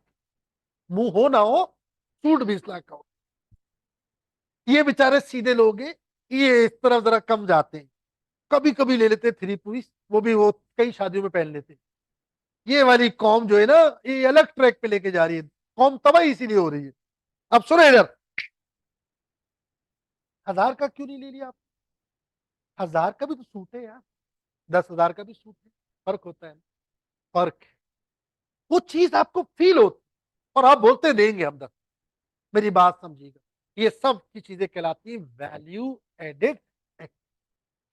लेकिन कुछ ऐसी भी कॉस्ट होती है जिसको हम कहते हैं non value added activity. Non value added activity, सही। नॉन वैल्यू एडेड का मतलब है ऐसा खर्चा आप कर रहे हैं जो कस्टमर को पास ऑन नहीं हो, उसको नजर ही नहीं आ रहा। मसलन मैंने माल लिया, फिर स्टोर में रखा। अब स्टोर का मतलब लाइक फ्रिज, वो स्टोर को चलाऊंगा तो खर्चा आएगा। फिर वहां से फैक्ट्री में गया, फिर वहां से कस्टमर को गया। मेरा एक और कॉम्पिटिटर है, उसने माल उसी वक्त मंगवाया जब जरूरत पड़ी, वो डायरेक्ट फैक्ट्री में गया और वहां से कस्टमर को गया, उसने स्टोरेज का खर्चा बचा लिया। कस्टमर को क्या, आपने स्टोर करके बना के दिया या ऐसे बना के, मैं क्या करूं? अब वो कॉस्ट तो हो गई ना। ये कहलाती non value added act. Another example, 100 pizza बनाए, 5 जाया हो गए। तो आपने क्या करा, जब आप 100 पिज्जा बनाओगे 5 तो जाया होंगे, तो आपने 105 की कॉस्टिंग निकाली और 100 पे डिवाइड कर दी, पर हेड बढ़ गया। ये होगा भाई, स्विमिंग करेंगे गीले तो होंगे। ये पॉसिबल तो नहीं है ना कि आप बोलो मैं स्विमिंग भी करूं और मुझे बुखार हो रहा है, नजला हो रहा है, मैं गीला भी ना हूं। ये हो नहीं सकता। जैसे कि ये रियलिटी है, स्विमिंग करेंगे, बोलो ओ, बोलना पड़ेगा, पूरे सेमेस्टर बोलना पड़ेगा। स्विमिंग करेंगे गीले तो होंगे। जैसे ये एक फैक्ट है, जब हम प्रोडक्शन करेंगे लॉसेस तो होंगे, जब उधार पे माल बेचेंगे बैड डेट्स तो होंगे। जब आप लॉसेस होंगे, आप मानते हो ये लॉसेस होंगे, तो आप उसे कहीं से तो रिकवर करोगे। अब आप जब कस्टमर से रिकवर करोगे तो कॉस्ट बढ़ गई। आपके दूसरा सप्लायर कॉम्पिटिटर ने क्या किया, 100 पिज्जा बनाए, एक भी जाया नहीं, वो वहां पहुंच गए। अब मसला आ रहा है या नहीं, मसले को समझ रहे हो? वो बोल रहा है सर आप 5 जाया करके लाए या बगैर जाया करके लाए, मैं क्या करूं? आपका कॉम्पिटिटर मुझे ये 500 रुपए में दे रहे हैं, आप मुझे 550 में दे रहे हैं, मैं तो नहीं ले रहा। आप गए। आई होप मेरी बात समझ गए। इस तरह की कई चीजें हैं जो आप चाहो तो उसको कंट्रोल कर सकते हो, रिड्यूस कर सकते हो। उसको कहते हैं नॉन वैल्यू एडेड। यानी लेदर हटा के रेक्सिन नहीं लगाना, लेदर लगाना और हाई क्वालिटी का लगाना। आज के कंपटीशन में जो ब्रांडेड गाड़ियां हैं, जो हाई क्लास गाड़ियां हैं, वो एक से एक चीज लेके आ रही है मार्केट। मुझे पता है जिस क्लास को हम बेच रहे हैं ना, वो इसके पैसे देगी। 1 करोड़ रुपए की सिविक है तकरीबन। इमेजिन करो, कभी कभी यकीन नहीं आता, पागलपन लगता है। 1 करोड़ रुपए की सिविक है। तो फिर फीचर्स नहीं दिए ना, लोग 1 करोड़ रुपए क्यों दिए, और लोग ले रहे हैं और बड़े फखर से ले रहे हैं। सही क्यों? Because of features, because of value addition. आप जितनी ज्यादा उसमें वैल्यू एडिशन करते हो, उसकी वैल्यू वर्थ बढ़ जाती है। कॉस्ट कर्टेलमेंट का मतलब वैल्यू एडिड एक्टिविटीज को खत्म करना। किसको खत्म करना? नो, यहां पर कंट्रोल करना। सही समझ आ गई बात? ये दूसरा हमारा ऑब्जेक्टिव है जिसको हमें ख्याल रखना होता है। और तीसरा सबसे इंपॉर्टेंट है, और उसका नाम है कॉस्ट एक्यूरेसी। ये बड़ा इंपॉर्टेंट, या इसको हम वर्ड देते हैं नो डिस्टॉर्शन। No distortion. एक दो क्लासेस में जरा व्हाइट बोर्ड पे करूंगा, एक आती, फिर मैं जरा सा इस आईटी वो जो इसका सिस्टम है उसको इंशाल्लाह कोशिश करता हूँ। उसके बाद फिर हम उस पर शुरू कर देंगे। क्या नाम है, सर ने माजिद ने भी उसी पे पढ़ाया होगा, आप समझ आ रहा था ना? फर्क वो ज्यादा बेहतर लग रहा है आपको?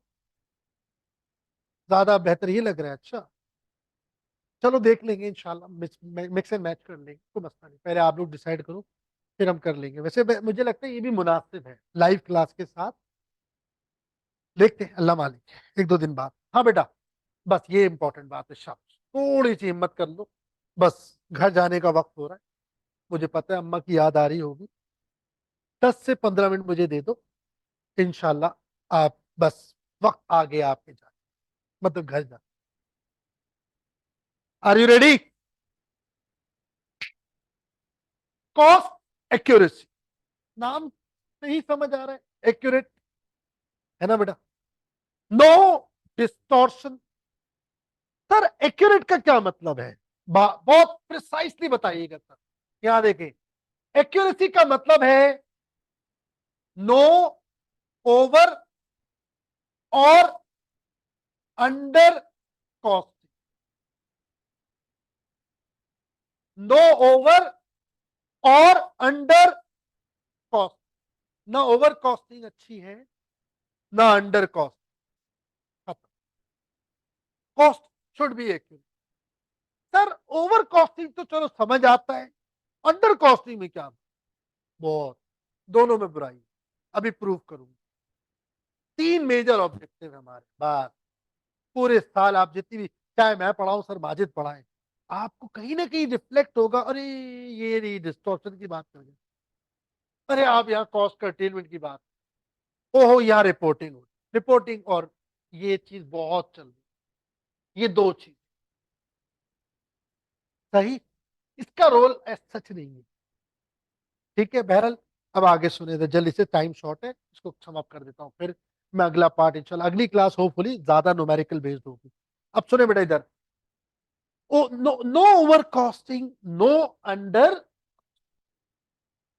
ठीक, ये आपका एक सोफिस्टिकेटेड सा वर्ड है, ना कॉस्ट ज्यादा हो ना कॉस्ट कम हो। डिस्टॉर्शन नेगेटिव वर्ड है, डिस्टॉर्शन नहीं होनी चाहिए। डिस्टॉर्शन की डेफिनेशन जानते हैं? बताओ क्या? मैं बताऊं और अजीब तरीके से बताऊं, और फिर जैसे बताऊंगा वैसे लिखोगे। अब ये तुम्हारा आर्ट है कि कैसे लिखो। और मैं बता, व्हाट इज डिस्टॉर्शन? शायर कहता है, ओ भाई चाचू दीवार की टेक नहीं लगाया, मैं बता रहा हूं रमजान में ये जो दीवार की टेक है ना, कुर्सी की टेक है, कितनी सोहनी लगती है कि टेक लगाते ही इंसान फ्लाई कर जाता है। रोजा है ना यार, आदमी वैसी थकान हो रही होती है। अच्छा बैठ के ना मुश्किल होता है पढ़ना, खड़े होके पढ़ाना आसान है। मैं बता रहा हूँ, अभी मैं बैठ गया ना, मैं भी टुन हो जाऊंगा थोड़ी देर बाद, इधर उधर जा रहा हूँ। तो थोड़ा सा बस मुझे 5-7 मिनट दो, बड़े काम की बात करने जा रहा हूँ, और ये बार बार करूंगा आगे, है ना? प्लीज थोड़ा सा, 5-7। Are you ready? डिस्टॉर्शन है कुछ नजर आ रहा है, ये हो गई पहले बेतुकी सी डेफिनेशन, लिख लो अगर लिखना चाहो। डिस्टॉर्शन क्या है कुछ, थोड़ा पॉज लेके बोल, समझा? हाँ पूरा पूरा वही स्टाइल, है कुछ नजर आ रहा है, पर थोड़ी sophisticated. Over costing, under cost, over costing, under costing, ये इसकी सोफिस्टिकेटेड डेफिनेशन है।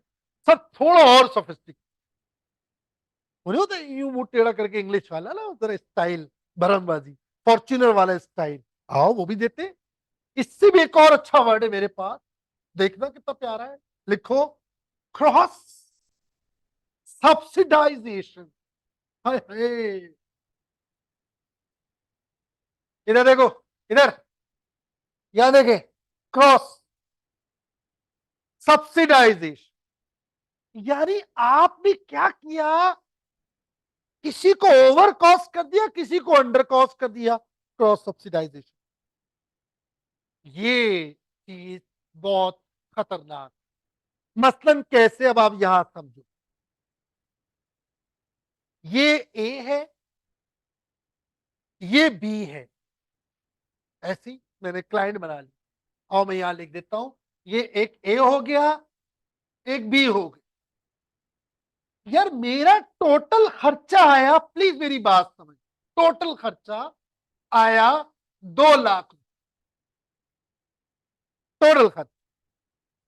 मेरा जो सिस्टम है थोड़ा वीक अकाउंटिंग का था, मेरी थोड़ी नाअहली कह लें, या कंफर्ट जोन पे जाकर मैंने क्या किया, मैंने कहा यार एक काम करो, एक खर्चा इन दोनों में बराबर बांट।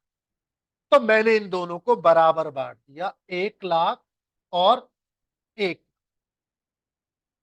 ये मैंने बांट दिया, प्लीज मेरी बात समझ, ये मैंने बांट दिया, डिस्ट्रीब्यूट कर दिया, ठीक, ये मेरी अजम्पशन।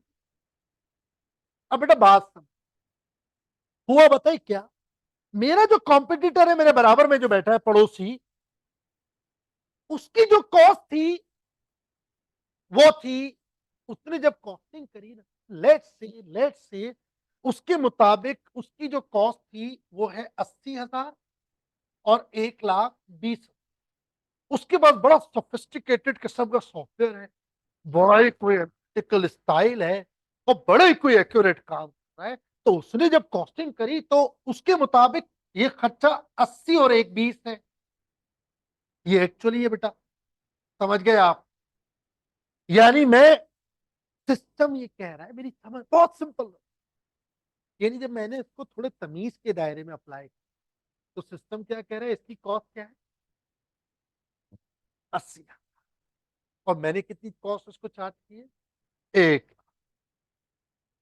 तो ये जो सिनेरियो है, इसको हम क्या नाम देंगे बताइए, ओवर कॉस्ट।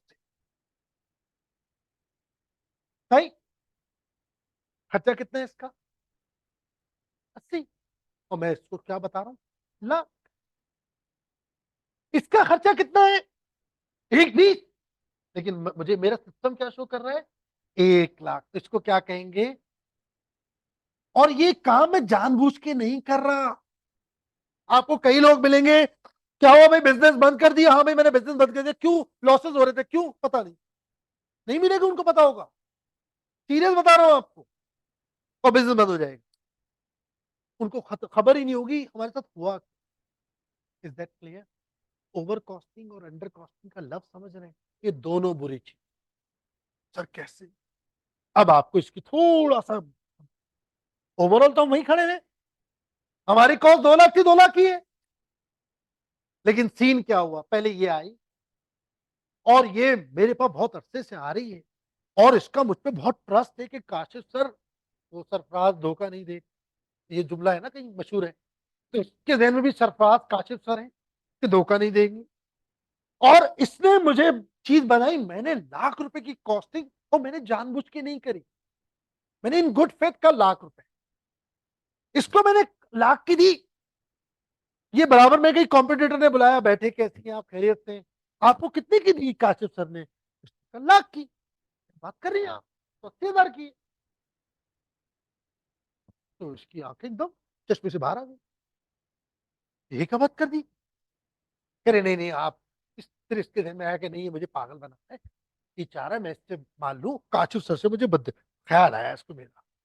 फिर ये आगे वाली दुकान पे गई, वहां भी 80,000, फिर आगे गई तो शीशे पे लिखा हुआ 80,000, ये तो अंदर भी नहीं घुसी। अब इसके इसके अंदर से क्या फीलिंग आ रही, पागल बना, सही, आपको लगता है अगली दफा ही आएगी, सवाल ही पता नहीं, कस्टमर पागल थोड़ी, नन्ना थोड़ी है, उसको पता नहीं होगा दुनिया में क्या चल रहा है। आपने इसको अंडर कॉस्ट किया, इसको आप, इसका गेम समझो, इसकी हरकतें देखो, इसकी, इसके अंदर की दिल की आवाज सुनाता हूं तुम्हें। इसको पता है पूरी दुनिया में ये 1,20 की चीज है, और मैं इसे दे रहा हूं 1,00,000। ये पता है क्या बोल रहा है, जब तक ये जिंदा है मैं भूखा नहीं मर सकता, तू दिए जा मैं लिए जा, मैं तू दिए जा मैं लिए जा, जब तक बेवकूफ जिंदा है अक्लमंद भूखा नहीं मर सकता। पूरी दुनिया 1,20 में दे रही है, तुम पागल हो, 1,00,000 की दे, तो मैं क्यों मना करूं, दिए जाओ, कितना खुश है ना। हाँ, अब सुनो, ये चली गई, नाराज हो, ये रह गया इकलौता। अब जब ये अकेला रह गया तो इसकी एक्चुअल कॉस्ट सामने आ गई, दैट इज 120। अब जब मैंने इसको कहा सॉरी यार, अब मैं आपको 1,20 में दूंगा, इसका अगला जुमला सुनना, सुनो क्या बोल रहा है, हेल रहे हो, क्या बोल रहा है, हेल रहे हो, मतलब मैंने आपसे लेना है, तब आप नखरे दिखा रहे हो, मैं नहीं ले रहा। ये ईगो का मसला बनाएगा, इवन मेरे पड़ोसी से, कॉम्पिटिटर से 1,20 में ले लेगा, ईगो का मसला आ जाए, यार नहीं, प्रेशर डालना हो, और उस प्रेशर में डील कैंसिल। तो दोनों की बात समझ आई, क्या ख्याल है, ना तो ओवर कॉस्टिंग अच्छी है ना अंडर। तो इसके लिए शायर कहता है, हमारे एक जानने वाले हैं, उनका नाम है बेतुका शायर। अर्ज किया है, आप बोलो ना, एक दफा तो बोलो इरशाद। हाँ बोलो यार, बोलना पड़ेगा। अब सुनो, इसके लिए उन्होंने कहा, मैंने नहीं कहा। वो कहते हैं, अर्ज किया है, ओवर कॉस्टिंग करोगे तो आ जाएगा, ओवर कॉस्टिंग करोगे तो आ जाएगा, अंडर कॉस्टिंग करोगे तो कल जाएगा। ओवर कॉस्टिंग करोगे तो आ जाएगा, अंडर कॉस्टिंग करोगे तो कल जाएगा, और अगर ये ना गया तो हमारा ही जनाजा निकल जाए। लिखो, लिखो, लिखो। बोलू, रिकॉर्ड करना चाहो रिकॉर्ड कर लो, अगर लिखने में शर्म आ रही है। गुजराती में लिखो, मेमनी में लिखो, फारसी में लिखो, जैसे दिल चाहे लिखो। ओवर कॉस्टिंग करोगे तो आ जाएगा, अंडर कॉस्टिंग करोगे तो कल जाएगा, और अगर ये ना गया तो हमारा ही जनाजा निकल जाए। यानी मैं 1,20,000 की चीज लाख में दिए जा रहा हूं, दिए जा रहा हूं, दिए जा रहा हूं, तो चंद सालों बाद, चंद महीनों के बाद मैं कब्रिस्तान में पाया जाऊं। जाहिर है, तुमसे बड़ा जाहिल कोई नहीं है। 1,20,000 की चीज तुम लाख में बेच रहे हो, तो ये तो लिए जाएगा। और अंडर कॉस्टिंग में कस्टमर नहीं रहेगा हमारे पास। दोनों चीजें, इधर देखो बेटा, इधर जब ओवर कॉस्टिंग करी, अंडर कॉस्टिंग करी, दोनों में फंस गए। अब इसके लिए एक बात याद, distortion is a negative word. Over costing, under costing, cross subsidisation is a negative word. क्या ये होनी चाहिए? नहीं होनी चाहिए। क्या इसको खत्म हो जाना चाहिए? यस, खत्म हो जाना चाहिए। But it can not be eliminate, it can be minimize. Distortion को खत्म नहीं किया, बट हाँ, क्या किया जा सकता है? मिनिमाइज। तो आपके मुख्तलिफ चैप्टर मिलेंगे कॉस्टिंग के अंदर, वो आ ही इसी नहीं रहे। 90s के अंदर एक चैप्टर आया, उसका नाम है activity based costing. Sir Majid Masood पढ़ाएंगे। वो आया क्यों है? वो आया इसी चक्कर में। डिस्टॉर्शन आ रही है, डिस्टॉर्शन आ रही है। क्या डिस्टॉर्शन आ रही है जी? मजेदार हलीम वाले से कह रहे हैं, आपको बुलाया, आप कॉस्टिंग आती हो चैंपियन, कह रहे यार हमारी कई प्रोडक्ट है, हलीम, बिरयानी, खीर और सॉफ्ट ड्रिंक्स, और बता दो कोई एक आध चीज। शामी कबाब, वाह वाह, बड़ा जाता है भाई। आगे सुनो इधर, और सैलेड, सैलेड सुनो इधर। आप मशवरा क्या कर रहे हो? आपसे वो मशवरा क्या कर रहा है? कह रहा हमें समझ में नहीं आ रहा, कोई एक प्रोडक्ट जिसको हम बंद करना चाह रहे हैं, बताओ कौन सा। आपने कहा मैं बताऊंगा। बोलो क्या करो? कह रहे हलीम बंद कर दो। बोलेगा जाहिल आदमी, ऊपर लिखा है मजेदार हलीम, और दुकान पे आप वेटर को बुलाते, भाई हलीम लिया, वो तो हलीम नहीं होता हमारे यहाँ। ये पॉसिबल ही नहीं है। पूछा भाई क्या मसला है, आपने जवाब क्यों दिया? डिस्टॉर्शन। आपका रिपोर्टिंग सिस्टम इतना वीक है कि वो जाहिलों की तरह बोल रहा है, मजदा हलीम वाले से हलीम बंद कर दो, काशिफ सर कॉस्टिंग पढ़ाना छोड़ दो। मेरा मेजर सब्जेक्ट वही है यार, पूरी जिंदगी एक ही तो काम किया है, और अब आप बोले कॉस्टिंग छोड़ दो। ये जब होता है, ये सिर्फ इसलिए, आपका जब सिस्टम है activity based costing, marginal absorption costing क्या है, आप पढ़ोगे आगे जाके, सर माजिद पढ़ाएंगे इंशाल्लाह, वहां पे भी ये यार, ये क्या हो रहा है? एक तरफ सेल सेम है, एक का प्रॉफिट यहां नजर आ रहा है, दूसरे का यहां नजर आ रहा है, क्या ड्रामा है यार? That is distortion. है कुछ, है कुछ नजर आ रहा, क्या इस चीज को खत्म कर सकते हैं? नहीं। अब आप, मैं जब अगली क्लास में लेक्चर दूंगा, तो फिर मैं आपको ये बताऊंगा डिस्टॉर्शन का ताल्लुक किससे है, किससे, और डिस्टॉर्शन को कम करने के लिए हमारे पास क्या क्या ऑप्शन, हम क्या क्या करेंगे तो डिस्टॉर्शन मिनिमाइज होना शुरू हो जाएगी। मेरे बोले बगैर ही माशाल्लाह बैग पैक करना शुरू कर दिया। कितनी माशाल्लाह तमीज है तुम लोगों में। तो बस जल्दी घर पहुंच जाएं, क्लास है खत्म, अभी कोई है क्लास? खत्म हो गई, चलो शाबाश। चले आज के लिए इतना काफी है, अल्लाह हाफिज।